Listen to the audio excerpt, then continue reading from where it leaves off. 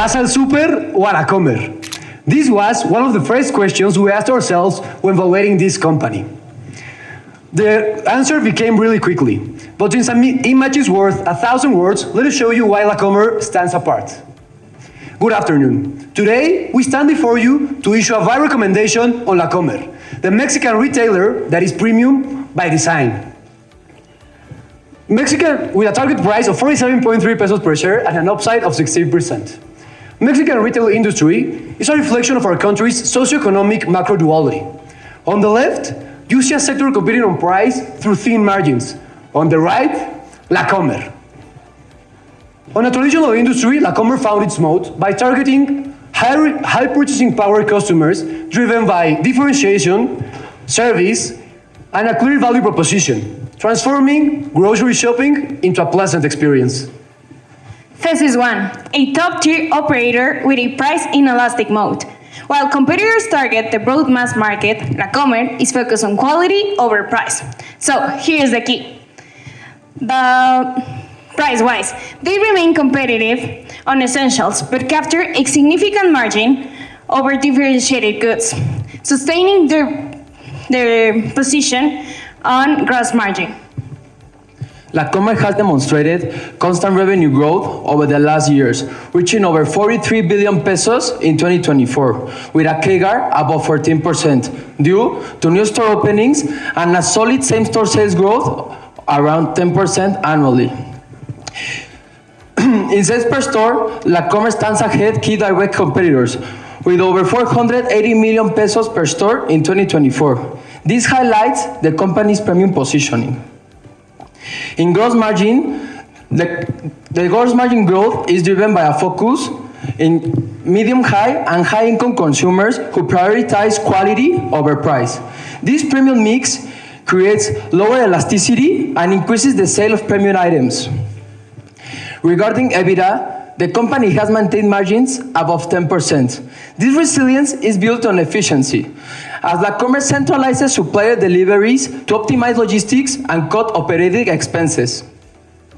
Cash from operations have grown consistently, allowing to finance expansion through internal resources. ROE and ROIC have steadily increased and are projected to reach around 12% and 11% respectively by 2030. This confirms that value creation is driven by operational efficiency rather than financial leverage. Financial strength is the fuel, but infrastructure sets the pace. This is our second thesis. Transition stage is now over, but by combining the farming family's expertise with the strategic distribution centers, La Comer is ready to introduce new stage of growth into the wealthiest regions of the country. Starting with our DCF, to validate expansion, our geodemographic model confirmed capacity of up to 124 new stores, considering La Comer's current logistics. This validates our 6 new stores a year base case, which is still conservative considering management targets of 10 new stores a year. With this, we expect La Comer to be operating 122 stores by 2030, with a 61% increase in sales area. Our 5-year DCF has 2 core inputs. First, CapEx. We identified that store opening costs vary by region and format. Therefore, we calculated the average cost per square meter among the identified regions. Then this was applied to the average square meters per format. All of this considering La Comer maintains its current format structure and the data from store openings between 2022 and 2024. Second, revenue. First, same-store sales. Same-store sales capture macroeconomic factors and considers La Comer historical performance on this key metric. Then, new store sales. This is driven by the prior year sales per square meter, considering new stores have around a 1-year lag until they're fully mature. Finally, our cash flows were discounted with an 11% WACC, and terminal value was calculated with a 5% terminal growth rate, which accounts for inflation and La Comer's target population growth rate. This is a relative evaluation, comparing La Comer with 9 leading supermarkets across Mexico and Latin America, divided into 3 peer sets, the Mexico only, the Latin America only, and the total groups. On the left, we use forward FFV data to compare fairly. Retailers often open stores and manage working capital, but how? By using different levels of debt. And this metric helps smooth out these differences while avoiding accounting adjustments. La Comer trades above the total and regional medians and aligns broadly with the Mexican peer set. This demonstrates its consistent margins and low financial risk. On the right, we used forward price earnings. La Comer shows mainly a premium because it has no debt. This pushes the P higher and makes comparisons less consistent across supermarkets since capital structure vary. We applied two EBITDA frameworks. The static approach assumes that La Comer keeps its current multiple, implying a price of 45 pesos and showing that even without operational gains, there is still upside. But the question is, what EBITDA should La Comer trade at? To answer this, we implemented Damodaran's regression-based equity valuation framework. A sample of 58 global food and consumer staples retailers was considered to identify the key drivers that impact EBITDA. With this, the implied price is 52 pesos, including marginal tax, return on capital, and the reinvestment rate. To conclude, we established our target price by using a weighted approach that prioritizes intrinsic value over pricing. We assigned 70% to our DCF as it captures the core of our thesis, expansion potential, costs, and the company's proven operating behavior. The remaining 30% goes to the regression model, which serves as a market sanity check and anchors our intrinsic view to current pricing dynamics. This results in a target price of 47 pesos, implying a 16% upside, notwithstanding the fact the company must still navigate through 4 specific risks. We identify 4 key risks. First, expansion. Market constraints may delay or reduce expansion activity, limiting profit growth, reducing CapEx projections in our DCF. Second, inflation. High inflation in basic goods could reduce sales and negatively impact the company's operating costs. Any deviation here doesn't just hurt margins. It fundamentally alters our terminal value and price per share estimation. Third, liquidity. Given its strong exposure to perishable goods and groceries, slow inventory turnover could constrain cash flow. Finally, the lack of debt. This is a structural inefficiency. By avoiding leverage, since 2016, La Comer forfeits tax shield and constrains expansion. However, they have multiple strategies to mitigate those risks, such as supplier diversification and dynamic pricing. To navigate those exact risks, you don't just need a plan, you need a pilot. This brings us to our third thesis. The incoming CEO is the strategic answer to these constraints. With a proven track record scaling global brands like Hershey's and Coca-Cola, he brings the operational efficiency required for La Comer to shift of consolidation to execution. If you look at the data, the foundation is incredibly strong. They have increased their wastewater treatment by 40% and hold a 94 score on the IC 500 Integrity Index. When we look closely, it's a classical case of a company doing the right things, but not just yet getting the full credit it deserves. This gap is only a matter of translation. We believe that for La Comer, ESG is not just only compliance, it is a strategic differentiator that enhances brand equity and aligns perfectly with premium customer values. To conclude, we'd like to reinforce our VI recommendation, anchored to our 3 pillars. First, a top-tier operator with a pricing elastic moat. Second, a growth engine entering its scaling phase. And 3, the catalyst, a new CEO prepared for an accelerated expansion. Because in this market, quality pays. Thank you for your attention.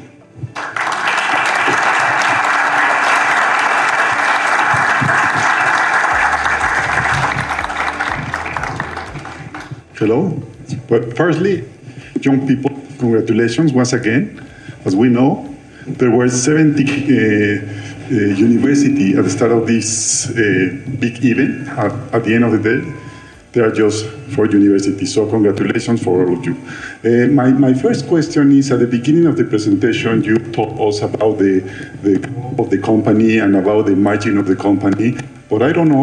Let me firstly tell you something. I like very much the presentation that you put here because it's very clean. I mean, you don't have too much information. You explain us, and that's very good when you made a presentation like this one, okay?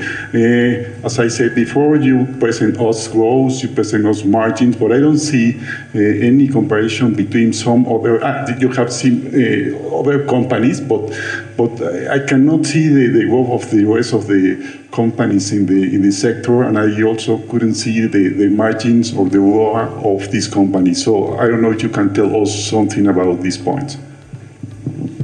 Well, La Comer is the one in here with the less stores, between the four.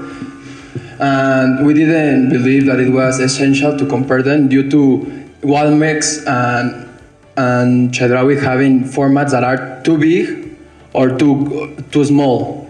So it doesn't represent the premium positioning we are presenting for the recommendation. We also analyzed square meters by the different companies and the competition, but we believe, as we said in the industry overview, one of La Comer's keys is that they stand on another sector. While most of its direct competitors fight through price and thin margins, La Comer stands almost alone, not completely alone, because we have Chedraui Selecto, and on the north we have HEB, but we think that those are direct comparisons, and HEB is not public, which would be like the most similar company. So we believe that the first thing we should compare is to leave clear that La Comer competes on another sector, and then these metrics of sales per square meter and sales per store.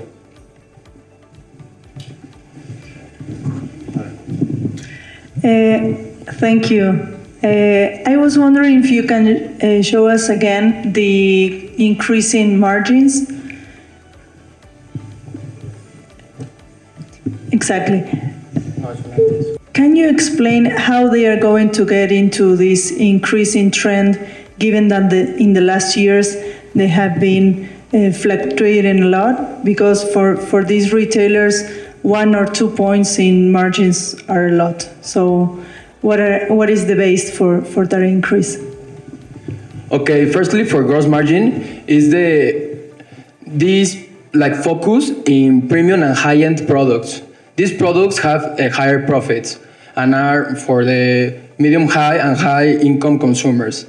And then for the EBITDA margin, these jumps are because they have a self-funding model, and they had high capex to increasing this phase of growth and to support this phase of growth.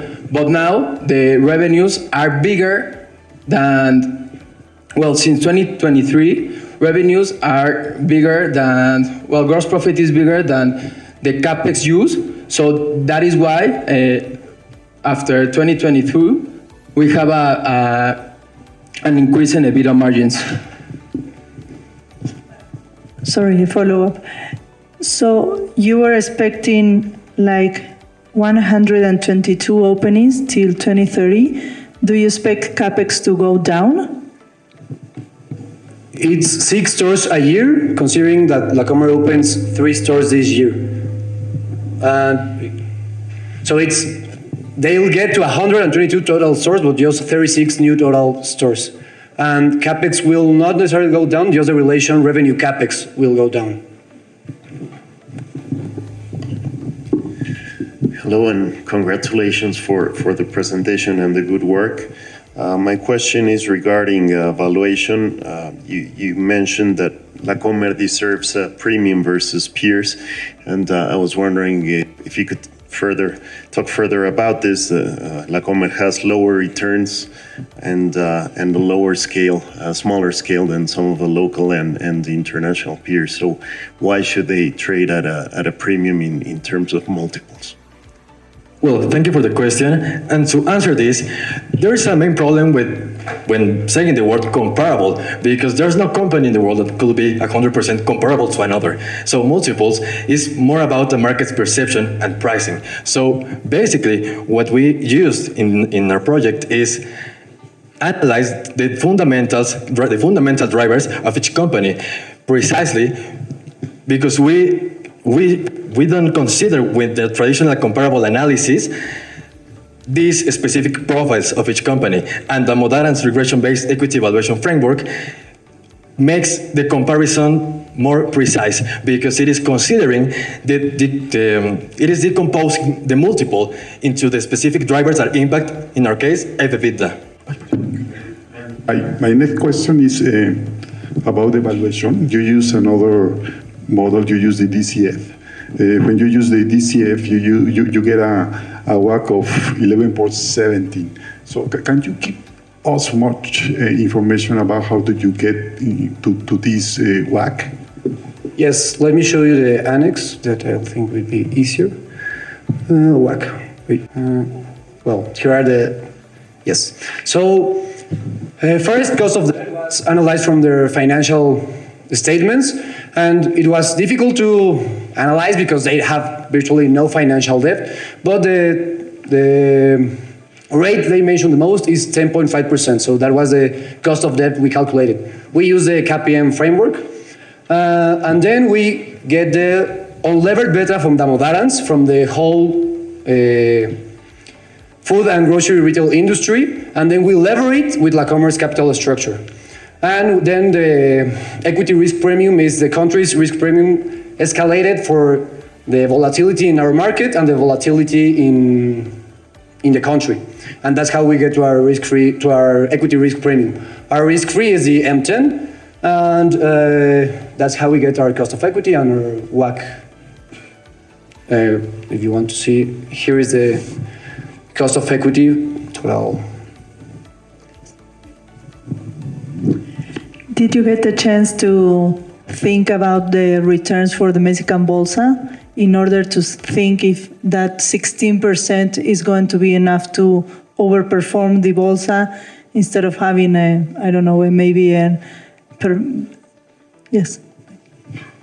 Yes, we saw that this return is bigger than the Mexican market, but it is because we are in a growth phase. We are opening a lot of stores, and La Comer haven't opened 6 stores since their spin-off in 2016.